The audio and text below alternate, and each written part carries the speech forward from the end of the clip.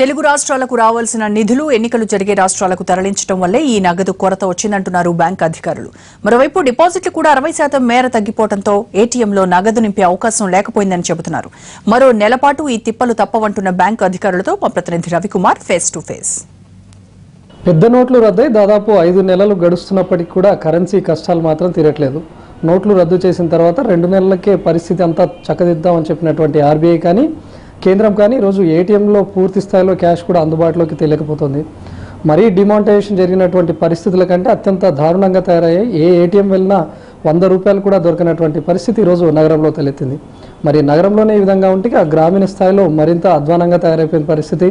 Currency కోసం నానా కష్టాలు పడుతున్నారు. ఎన్టీవీ కూడా దాదాపు 3 రోజులుగా 30 ఏటీఎంలు తిరిగింది. ఒక 100 రూపాయల నోటు కూడా సిటీలో సంపాదించలేకపోయిందంటేనే పరిస్థితి అర్థం చేసుకోవచ్చు. మరి ఇంతటి దారుణమైనటువంటి పరిస్థితి ఎందుకు వచ్చింది, దీనిపై బ్యాంకులు ఏమంటున్నాయి ఒకసారి తెలుసుకుందాం. సార్, దాదాపు సిటీలో ఎక్కడ చూసినా నో క్యాష్ బోర్డులు లేదా అవుట్ ఆఫ్ సర్వీస్ బోర్డులే దర్శనమిస్తున్నాయి.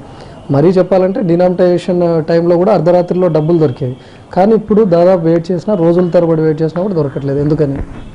ఇప్పుడు మనం డిమానిటైజేషన్ సమయంలో ఏటీఎంస్లో కొరత కంటే డిమానిటైజేషన్ అయిపోయింది, 50 రోజుల తర్వాత మీకు సమృద్ధిగా క్యాష్ను సప్లై చేస్తామని ప్రభుత్వం ఆర్బీఐ చెప్పినప్పటికి కూడా గత 20-25 రోజుల నుంచి డిమానిటైజేషన్ పీరియడే బాగా ఉంది, అదే బెటర్గా ఉందని ప్రజల్లో వచ్చేటువంటి భావంగా ఏటీఎంలన్నీ ఎండిపోయినాయి.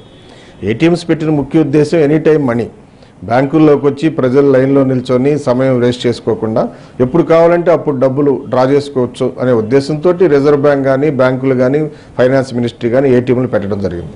2,40,000 పైన ఇవాళ ఏటీఎంస్ మొత్తం దేశంలో ఉన్నాయి. ఈవెన్ అర్ధరాత్రి 2-3 వెళ్ళినా అత్యవసర పరిస్థితుల్లో కూడా ప్రజలు వెళ్ళి హాయిగా ఏటీఎంలో డబ్బులు డ్రా చేసుకోవడం చూసాం. అయితే దురదృష్టవశాత్తు ఈ 20-25 రోజుల నుంచి బ్యాంకుల్లో డబ్బు కొరత వచ్చింది. బ్యాంకుల్లో ఎప్పుడైతే డబ్బు కొరత వచ్చిందో ఏటీఎంస్లో పెట్టడం కూడా చాలా తక్కువైపోయింది. ఈవెన్ పెట్టినా కూడా 1 గంటలోనే ఏటీఎంస్లో ఉన్న డబ్బు అయిపోవటం, ఆ తర్వాత మళ్ళీ ఫిల్ చేయడానికి డబ్బు లేదు ఇవాళ. సరే, ఇప్పుడు కంప్లీట్గా ఇవన్నీ పరిస్థితులు చూస్తుంటే దాదాపు ఏటీఎంలో క్యాష్ రావడానికి కానీ బ్యాంకుల్లో క్యాష్ రావడానికి ఈ కరెన్సీ కష్టాలు తీయడానికి ఇంకెంత టైం పట్టే అవకాశం ఉంది? ఇంకొక 20-30 రోజులు, ఇప్పుడు రిజర్వ్ బ్యాంక్ సప్లై చేసే తీరుని బట్టి చూస్తే ఇంకొక 20-30 రోజుల వరకు ఇబ్బందులు ఉంటాయనేది ఖచ్చితంగా తెలుస్తుంది వాళ్ళు. చూసినాక అసలు బ్యాంకుల్లోనే డబ్బు లేదు అంటున్నప్పుడు ఇక ఏటీఎంలోకి క్యాష్ ఏ విధంగా వస్తుందో చెప్పలేనటువంటి పరిస్థితి. ఒకవైపు బ్యాంకులు పెట్టినటువంటి నిబంధనల ప్రకారం క్యాష్ను 4 టైమ్స్ కంటే ఎక్కువ డ్రా చేస్తే కొన్ని బ్యాంకులు 150 రూపీస్ ఛార్జ్ చేస్తాయని చెప్పడం, మరోవైపు ఏటీఎంస్లోకి వెళ్తే అక్కడ క్యాష్ లేకపోవడం, మరోవైపు బ్యాంకుల్లో కూడా క్యాష్ లేకపోవడంతో జనాలు విత్డ్రాల్ వైపు ఎక్కువ మొగ్గు చూపిస్తున్నారు కానీ డిపాజిట్స్పై వెళ్ళట్లేదు. దీంతో 60% వరకు కూడా బ్యాంకుల్లో డిపాజిట్స్ తగ్గిపోయాయని లెక్కలు చెప్తున్నాయి. మరి బ్యాంకులకు డిపాజిట్స్ రాకపోవడంతో అటు బ్యాంకులు కూడా ఏటీఎంలో క్యాష్ ఫిల్ చేయలేకపోతున్నారు, ఏటీఎం ఏజెన్సీలకు కూడా పూర్తి స్థాయిలో క్యాష్ సప్లై చేయలేకపోతున్నారు.